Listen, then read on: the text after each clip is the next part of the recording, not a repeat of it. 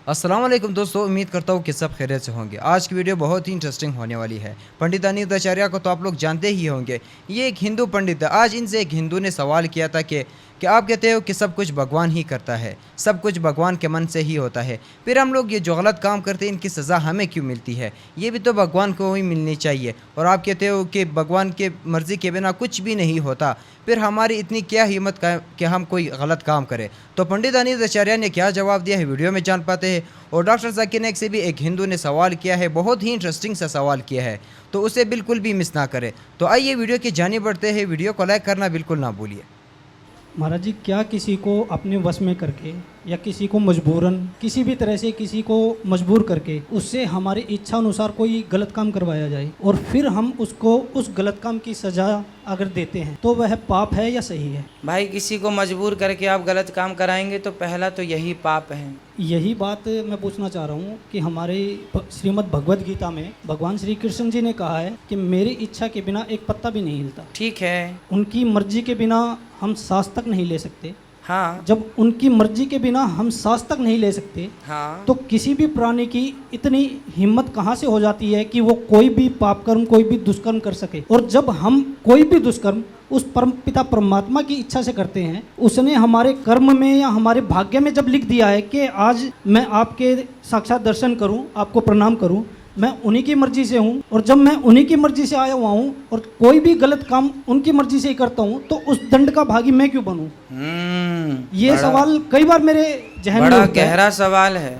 आपका प्रश्न जायज है। गीता में लिखा है कि मेरी मर्जी के बिना पत्ता नहीं हिलता। ये केवल गीता में नहीं, रामचरितमानस में भी लिखा है, वेदों में भी लिखा है। सब जगह ईश्वर की मर्जी के बिना पत्ता नहीं हिलता, सच्ची है। फिर सवाल खड़ा हुआ कि सब भगवान की मर्जी से होता है, तो चोर चोरी करता है, उसमें भी तो ईश्वर की ही मर्जी होगी। आपसे कुछ सवाल मेरे हैं, आप उत्तर देते चलिएगा, ठीक है? फिर समझ पाएंगे आप और आपके द्वारा सब। आपकी एक गाड़ी है, 4 चक्के की 4 व्हीलर गाड़ी है। गाड़ी के मालिक आप हैं। आपने आपने ड्राइवर लगा रखा है। ड्राइवर से आपने कहा गाड़ी रेलवे स्टेशन जाओ लेके, तो ड्राइवर कहाँ जाएगा? रेलवे स्टेशन जाएगा, क्योंकि गाड़ी आपके हिसाब से चलती है। गाड़ी के मालिक आप हैं। गाड़ी किसकी मर्जी से चल रही है? मेरी मर्जी से। आपकी। आपने कहा रेलवे स्टेशन जाएगी तो रेलवे स्टेशन, आपने कहा एयरपोर्ट जाएगी गाड़ी, एयरपोर्ट, आपने कहा फलानी जगह जाएगी, वहीं जाएगी, क्योंकि गाड़ी किसकी मर्जी से चल रही है? हमारी मर्जी। आपकी मर्जी से चल रही है। परंतु गाड़ी रेलवे स्टेशन जा रही थी, तभी अचानक एक बहुत बड़ी खाई थी और ड्राइवर ने ध्यान नहीं दिया और गाड़ी खाई में गिर गई। तो बताइए, क्या गाड़ी खाई में गिर गई तो उसके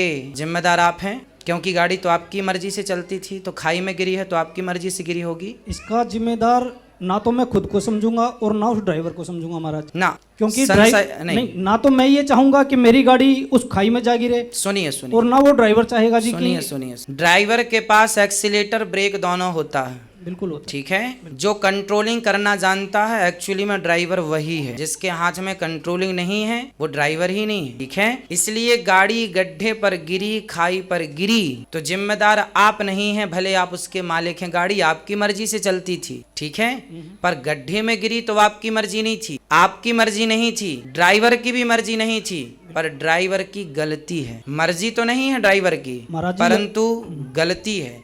मेरा क्वेश्चन है, जो नया मस्जिद बन रहा है और कब्रिस्तान है और ईदगाह है, उसमें मेरा मन हुआ है कि हम इसमें जमीन या पैसा रुपया दें, मेरा मन चाहता है। लेकिन उन लोग बोलते हैं कि हम लोग गैर मुसलमान से कोई चीज नहीं लेते हैं। क्यों?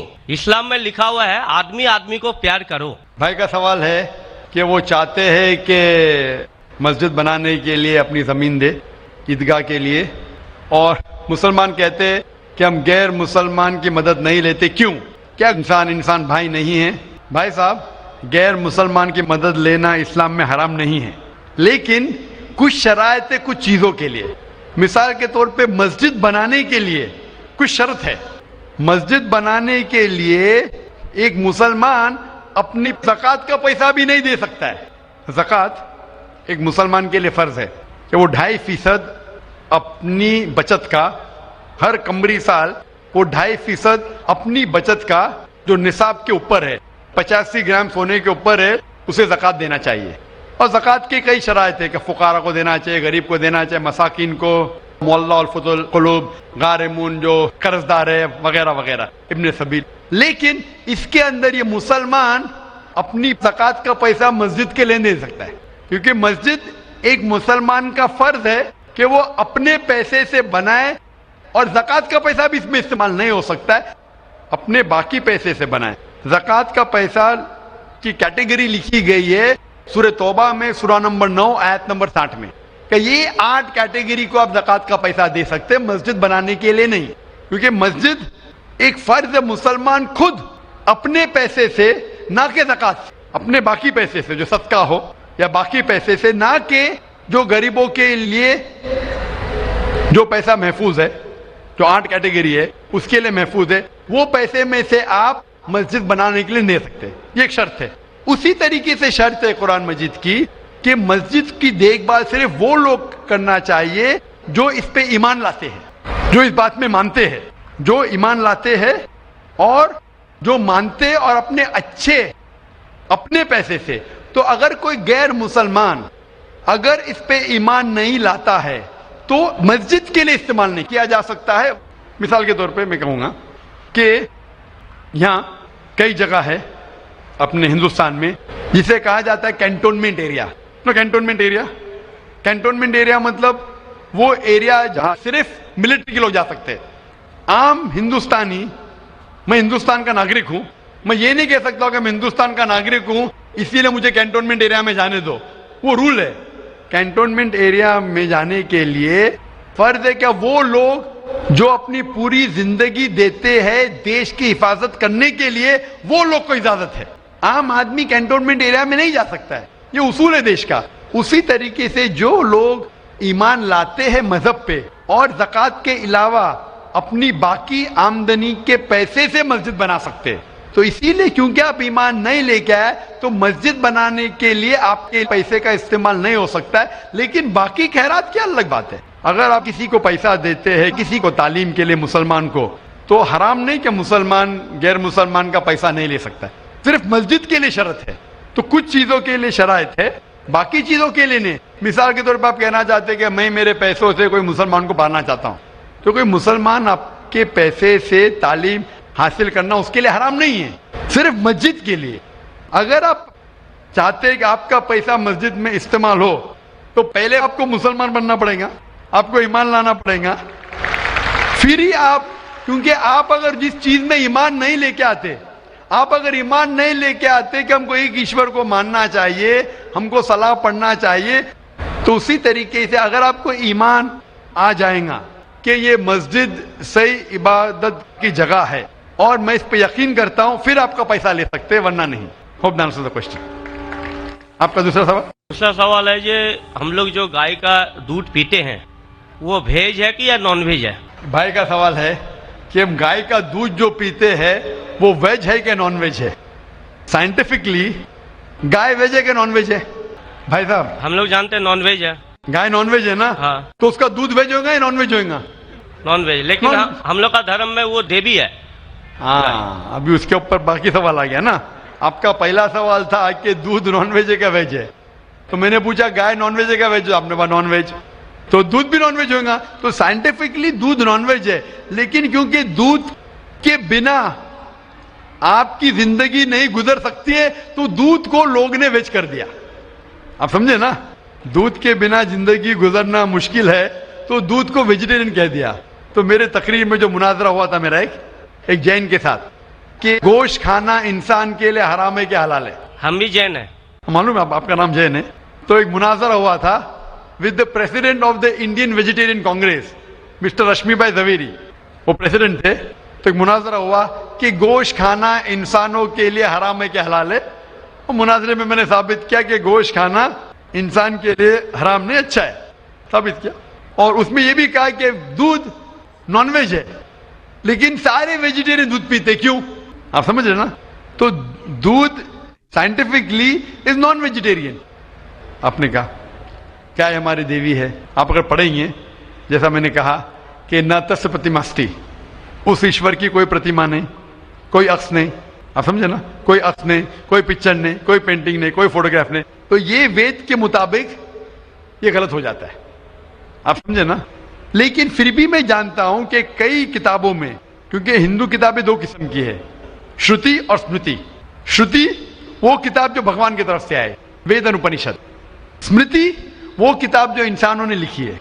तो श्रुति होती जो ईश्वर की तरफ से है और एक होती है स्मृति जो इंसानों ने लिखी है। तो मैं जानता हूं कि कई हिंदू मजहबी किताबों में, खुसूसन स्मृति में, ऐसी चीजें लिखी है जो श्रुति के खिलाफ है। ये आप देखेंगे, गाय आपकी देवी है, वो आप वेद में नहीं पाएंगे, आप नीचे वाली किताब में पाएंगे। तो जब भी कोई ऊंची या नीचे किताब में टकराव हो तो हमें मानना चाहिए ऊंची किताब। कुरान इस्लाम की सबसे ऊंची किताब है। कुरान से कोई भी किताब टकराई तो हमें कुरान में मानना चाहिए, उस किताब में नहीं। आप समझे ना? तो इसी तरीके से अगर आप वेद में पढ़ेंगे, वेद में लिखा है कि खुदा का कोई अक्स नहीं, तो अगर वो मानेंगे तो हमें मानना पड़ेगा कि खुदा का कोई रूप नहीं।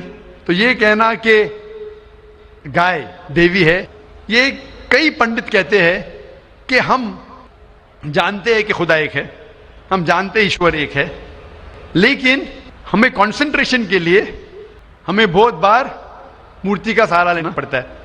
पंडित लोग से मैं बात करता हूं कि आपकी किताबों में साफ लिखा है कि भगवान एक है, ना उसका कोई अक्स है, ना कोई मूर्ति है, ना कोई पेंटिंग है, ना कोई पिक्चर है। तो वो कहते हैं हम मानते हैं ये बात पे, लेकिन क्या कंसंट्रेट करने के लिए पहले शुरुआत में हमें अक्स की जरूरत होती है, एक मूर्ति की। जब हम हायर कॉन्शियसनेस पे पहुंच जाते उस वक्त हमें जरूरत नहीं पड़ती। तो मैं उनसे कहता हूं मुसलमान हायर कॉन्शियसनेस पे पहुंच गए, हमें कोई अक्स की जरूरत नहीं, हम ईश्वर को डायरेक्ट मानते हैं, डायरेक्ट इबादत करते हैं। तो इसी तरीके से कभी भी टकराव होता है मजहबी किताबों के अंदर तो ऊंची किताब को मानना चाहिए नीची किताब के बनिस्बत। तो ऊंची किताब में लिखा है कि ईश्वर का कोई अक्स नहीं है, आप समझे ना? फिर भी आप देखेंगे लोग अपनी मजहबी किताब को नहीं मानते। तो मेरा यही कहना है लोगों से, चाहे मुसलमान हो, जैसा मैंने कहा कि कुरान को समझ के पढ़ो, मैं कहता हूं हिंदुओं से कि आप भी वेद को समझ के पढ़ो। मैं कहता हूं इंडियन गवर्नमेंट से कि संस्कृत कम से कम हिंदुओं के लिए फर्ज करो, तो हिंदू कम से कम संस्कृत पढ़ सकेंगे, अपने मजहब के करीब आएंगे और हिंदू मुस्लिम भी करीब हो जाएंगे। क्योंकि संस्कृत पढ़ेंगे तो आपको पता चलेगा कि आपकी किताब में क्या लिखा है। तो कोई भी पंडित आपको घुमाएगा नहीं, फिर पंडित घुमाएगा तो बोलेंगे तो हवाला दो, ये आप समझे ना? बहुत से हिंदू मेरे जो सुनते मुझे अपने पंडित से पूछते गए मुसलमान है जो ऐसा करता है, बोलते अरे अरे वो मुसलमान को सुनो मत। अरे क्यों नहीं सुनो भाई? मैं अगर हवाला गलत दे रहा हूं तो आप आके पूछ सकते मुझे कि आपने जो हवाला दिया वेद का गलत है। मैं इंसान हूं, गलती कर सकता हूं, आप समझे ना? तो मैं कहता हूं हिंदुओं से कि आप संस्कृत जानो, अपनी वेद पढ़ो, ताला विला कलिमतिन सवाइम बैना बैनकुम। आओ हम उस बात की तरफ जो आप और हम यकसा है, यकसानियत की तरफ आएंगे तो हिंदू मुसलमान एक हो जाएंगे। Hope the answer the question. तो दोस्तों ये थी हमारी आज की वीडियो। पंडित अनिल आचार्य का जवाब तो आप लोगों ने सुन लिया।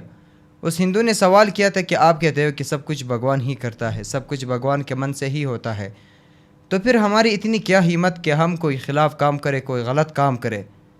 तो पंडित अनिल आचार्य ने जो जवाब दिया वो तो काफ़ी नहीं था, बस अपने आप से कोई कहानी बना के सुना दिया। और डॉक्टर जाकिर नाइक से उस हिंदू ने सवाल किया था कि अभी एक नया मस्जिद बन रहा है, मैं चाहता हूँ कि मैं उसमें इन्वेस्ट करूँ, मैं उसे पैसे दे दूँ, लेकिन मुस्लिम लोग नहीं चाहते कि आप मुझे पैसे दो, वो कहते हैं कि हम हिंदुओं से पैसे नहीं लेते।